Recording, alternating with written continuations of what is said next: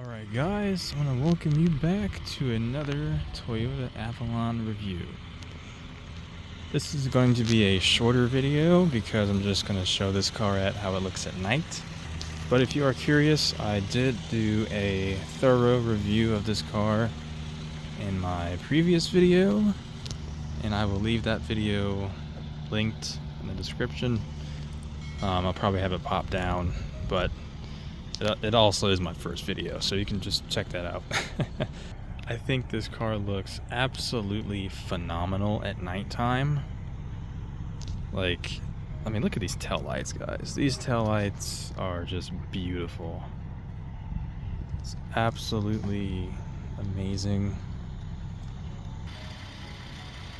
And I will now show you how it looks with the hazards on, because the hazard lights are cool. So if you guys didn't know, the Avalon can come equipped with sequential turn signals. So if you can probably see, this part swoops.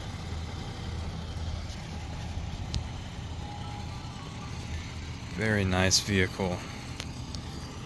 I am not sure if this angle can be seen on your guys' screen because it's dark. It's really dark out, and these headlights are just crazy. But yeah, here's the rear end of these amazing taillights. Show you guys. So sick. I love it. It's just amazing, isn't it? I also will show this right quick. So in the last video, I talked to you guys about when you turn the steering wheel, the lights actually turn. So I have my hand here. I'm going to turn all the way to the left. And just look at the light. You guys see that? I'm going to turn back.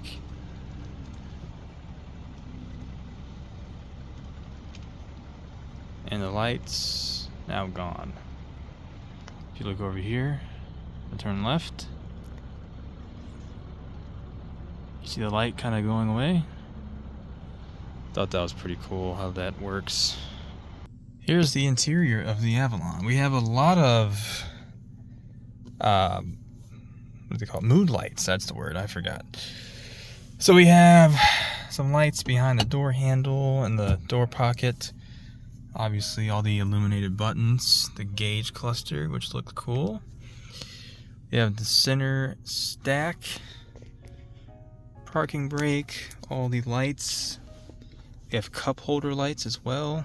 Alright, so up here there is a mood light button. If I press that, you can see the lights kind of coming on and off.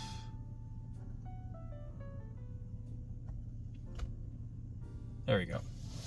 But yeah, so I'm trying my best to not make this a weird video. It's very hard to see, I know, I do apologize. But there's really nothing much else. I mean, if you want a more thorough video, just check out my other video I did on this vehicle. I'm not going to use my GoPro because, I mean, you don't really need it. But here is the front camera. This stays on under 5 miles an hour, I believe. It might be under 10 miles an hour. I'm not entirely sure. But I'm going to give you guys a better glimpse of the light when I turn the steering wheel. It's so cool because check this out. Ready for this? Roll the window down. So when I turn the steering wheel left, it illuminates that little part. Isn't that cool? But everything is just, you know, solid on this car. I love it. You know, there's nothing that I can really complain about because of how solid this vehicle is. You know, there really aren't too many issues with this car. just great, you know. I really enjoy driving this car at night.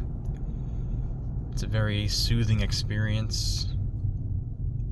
You can probably get a glimpse of the acoustic windows.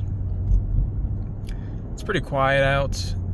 These roads are well paved. They actually just did these roads not too long ago. So, you know, you're not going to have a lot of road noise on paved roads in this vehicle. But, you know, if you have raggedy roads, potholes everywhere, it's not really going to benefit you. But it is a fairly quiet vehicle. When I go on the highway, you're going to get a good feel of this engine. I love this V6. You know, if I had to choose between a V8 or a V6, I'm always going to choose a V8, obviously. You know, I love V8s.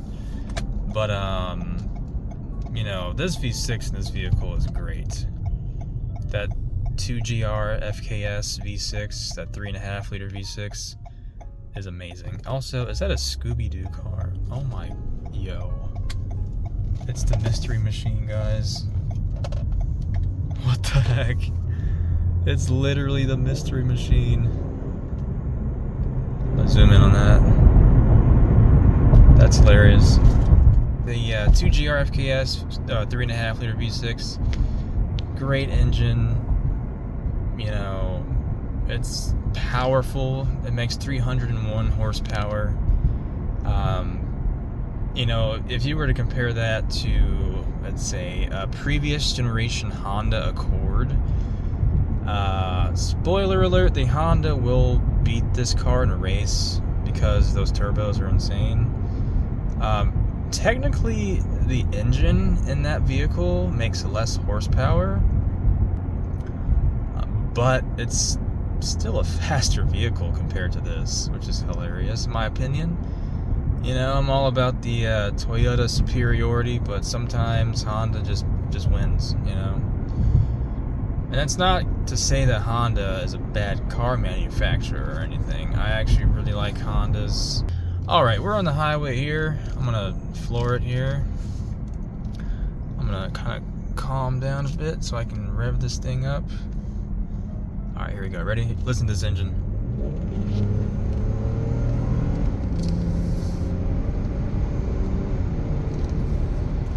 I hope you guys could hear that.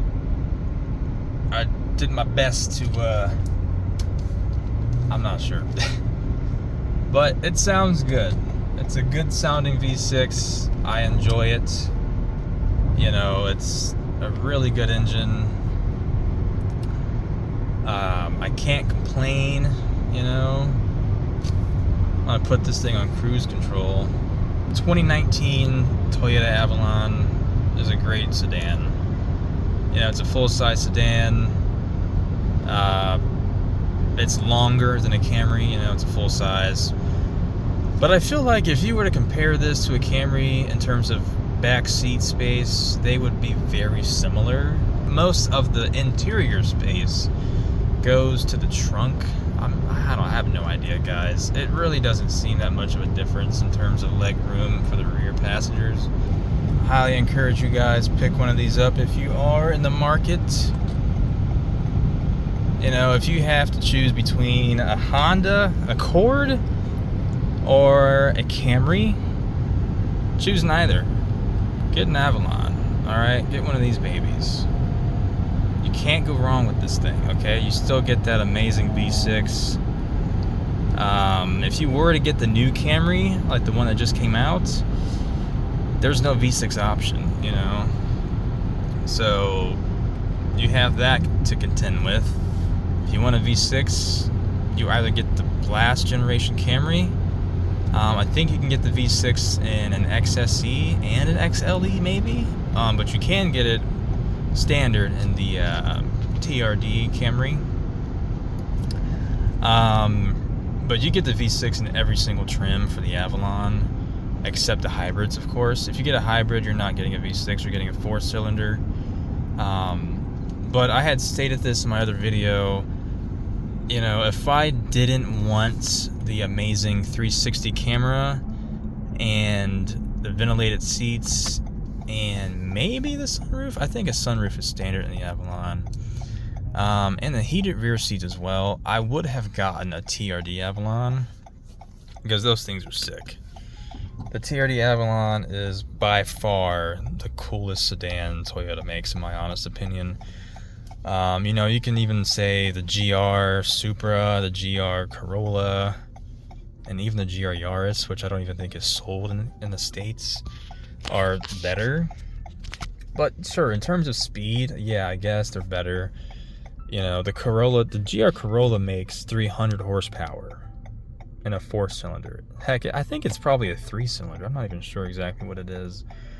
In fact, I think it is a 3-cylinder for the GR Corolla. But, you know, like I'm saying, if you want more power, sure, get a GR Corolla. You know, it's 300 horsepower.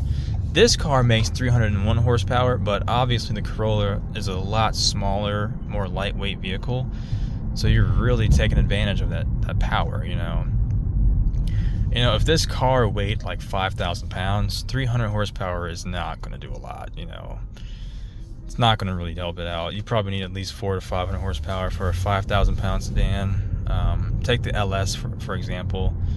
The LS 500 has a 3.5 liter twin turbo V6.